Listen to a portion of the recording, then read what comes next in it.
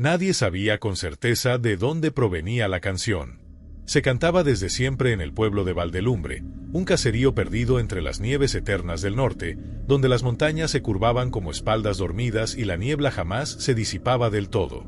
Las madres entonaban la melodía con una ternura que bordeaba la melancolía, un susurro monótono que calmaba a los niños, y, según decían los más ancianos, también a la tierra. Duerme, duerme, niño mío, que la piedra está cansada. Si despierta de su sueño, no quedará luz ni nada. Muchos la repetían sin pensar, pero algunos, los más viejos, la cantaban con un temblor reverente, como si las palabras fuesen cadenas que mantenían sellada una puerta. Entre ellos estaba Catalina Arboleda, la mujer más longeva de Valdelumbre, de piel de pergamino y mirada hueca, que cada noche se sentaba frente a la lumbre para susurrar la canción incluso cuando no había niño alguno que escucharla. Decía que la tierra recuerda. Y tenía razón. El invierno que trajo a Lucas Iriarte fue especialmente cruel. Periodista e investigador de tradiciones orales, Lucas había recorrido ya otros pueblos perdidos buscando mitos y canciones antiguas para su próximo libro. Había oído hablar de Valdelumbre por una anciana en una residencia de Asturias que, al borde de la demencia, tarareaba la misma melodía en voz baja mientras miraba fijamente una grieta en la pared. La coincidencia le pareció demasiado curiosa. Llegó al pueblo una tarde gris, cuando la nieve caía en remolinos espesos y los caminos comenzaban a cerrarse. Los pocos habitantes lo recibieron con recelo, aunque no con hostilidad. El alcalde, un hombre escuálido y de voz ronca llamado Damián Loza, le ofreció hospedaje en una cabaña cercana a la iglesia. Mientras no moleste, le dijo con los ojos hundidos. Y no pregunte demasiado. Lucas, por supuesto, no pensaba obedecer. Esa misma noche, grabadora en mano, comenzó a preguntar por la canción. Casi todos se la cantaban con una sonrisa vacía, como si fuera una broma, una costumbre más. Pero cuando preguntaba por su origen, las respuestas se diluían. Mi abuela la cantaba, y la suya también. Eso era todo. Hasta que llegó a Catalina. Catalina vivía en la última casa antes del bosque, una construcción de madera seca con cientos de campanas oxidadas colgando del alero. Su nieta, Elena, lo llevó hasta ella tras aceptar una entrevista con la condición de que no grabara nada. No vas a querer oír lo que tiene que decirte, pero igual lo harás, le advirtió Elena. Catalina estaba sentada frente a la chimenea, con un chal negro y los ojos fijos en las llamas como si viera algo moverse entre ellas. El canto no es una canción, dijo antes de que Lucas abriera la boca. Es un sello. Y entonces comenzó a hablar, como si solo hubiera estado esperando a que alguien viniera.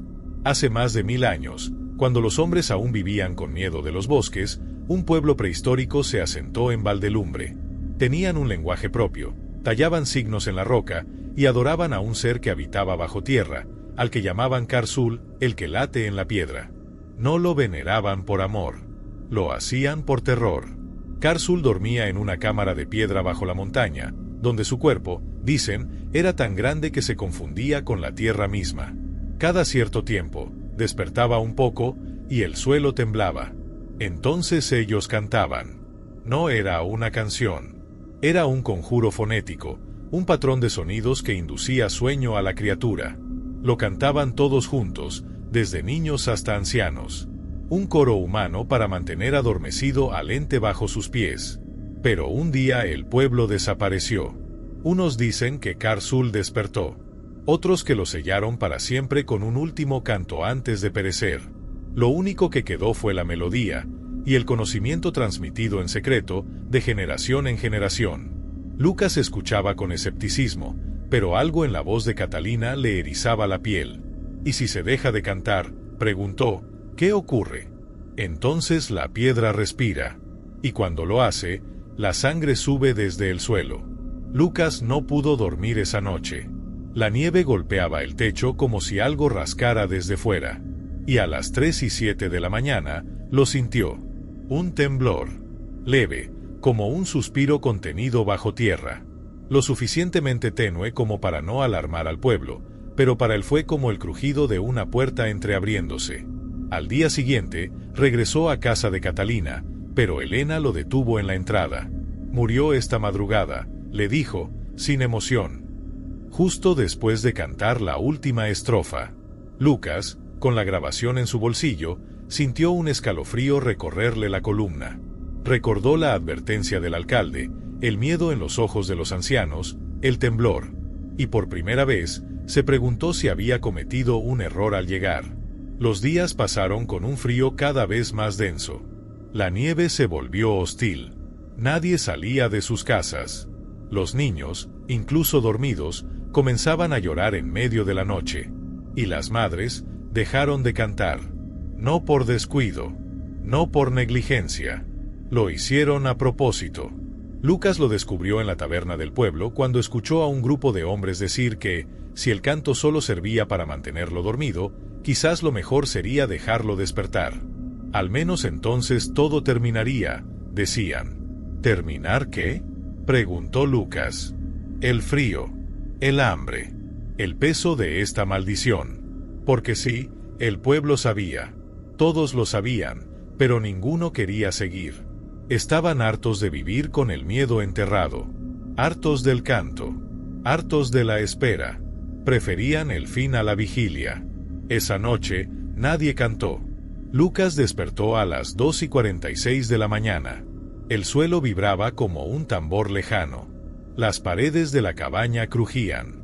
Y entonces lo oyó, un latido, sordo, profundo, rítmico, como el corazón de un animal enterrado en roca.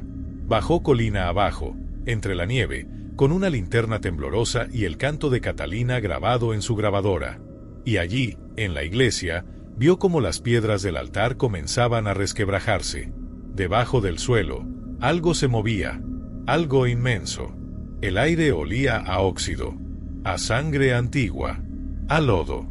Lucas no sabía qué hacer, pero entonces recordó la grabación. La encendió. El canto comenzó a sonar, distorsionado por el casete, pero claro. Y en el instante en que lo hizo, el latido se detuvo. Unos segundos. Y luego, no fue un rugido, fue una voz. Grave, gutural, inhumana. Una palabra sin forma que retumbó dentro de los cráneos de quienes dormían. Algunos sangraron por la nariz. Otros simplemente dejaron de respirar. Lucas cayó al suelo, presa de un vértigo atroz, con la sensación de que su mente estaba siendo invadida. Una imagen apareció en su mente, un ojo inmenso, esculpido en piedra viva, que se abría lentamente en la oscuridad. Carzul despertaba. Al amanecer, el pueblo era una sombra. 17 muertos. Lucas, con las costillas rotas por una caída, fue encontrado por Elena, quien lo arrastró de regreso a la casa de Catalina.